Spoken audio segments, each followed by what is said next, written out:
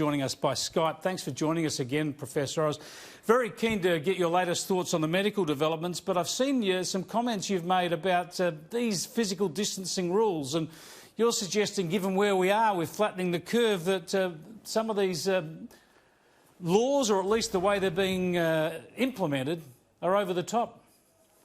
Well, I think some of them are over the top. We're doing more than flattening the curve. The epidemic curve is actually falling. We're getting lower and lower numbers, probably what we did about the 20th of March and onwards. But I think the really important thing to know or look at is our worst danger period is not now, but it's winter. If you look at all the outbreaks in New York and Europe, that's because it was winter, and we know all viruses spread much more rapidly in winter. So unless we believe we're going to get rid of all viruses in this country and remove them altogether, which is very unlikely, we need to actually have everybody cooperating for the next 6 months. And my concern is that if we overdo this now, and for instance, put in measures saying you can't be outside even if you're more than 2 metres away from other people, that will really cause a lot of resentment. And if people start rebelling against this, the worst time to do it is in winter.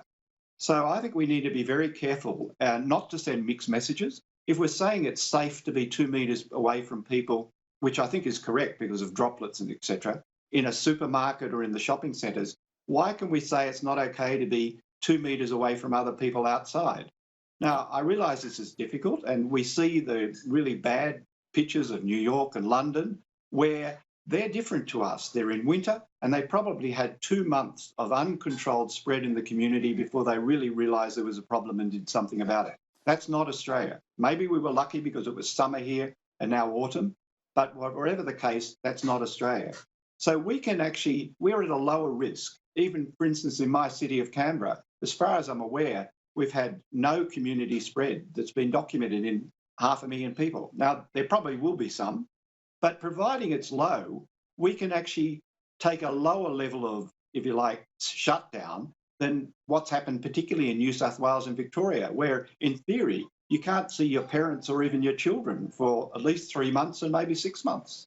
Yeah, I agree with you. It makes a lot of sense, and you've got to make sure we maintain community support and community cohesion behind all of this. So you're suggesting if you're 2 metres apart, then people sitting in the park or walking on the beach, as long as we don't get big crowds, obviously is sensible and ought to be allowed.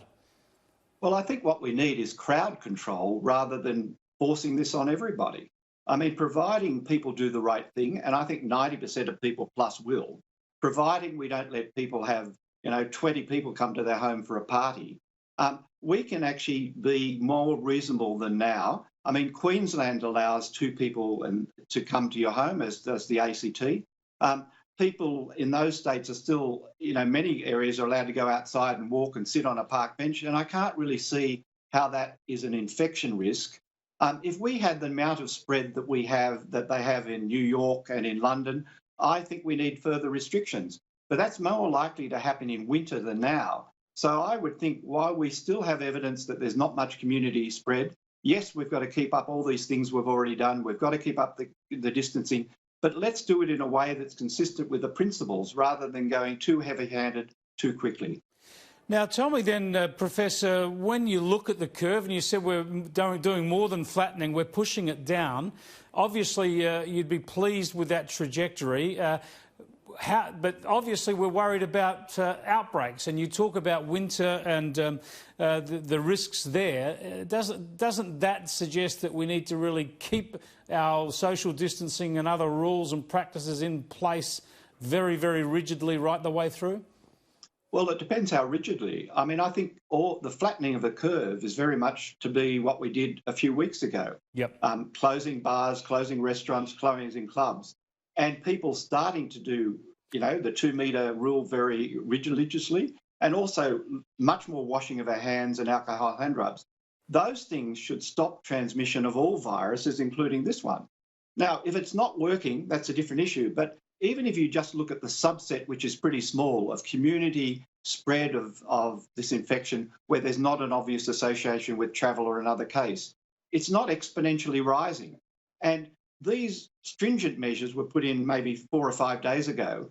They don't have an effect for another, 5 to 10 days because that's the incubation period. So I think we run the risk that we will have put a lot of things in place that will then say, oh, look, it worked, when it was more likely what we did before worked. And we may then will have to continue these till September or October. And I worry about how well people eventually will comply, because at the end of the day, the people who are dying from this are predominantly people over the age of 70. 20 and 30-year-olds are actually have most of the infections in Australia, mainly because they were travellers, but they have much lower risk of dying. But they're the people we've got to keep on side. So, you know, I'm not a sociologist or a psychologist, but I suspect if we overdo it too quickly, we'll have starting to get a lot of non-compliance from people who say, well, this isn't going to affect me that badly as everybody else. I can afford to break the rules, and we need to avoid that. Peter, thanks so much for joining us.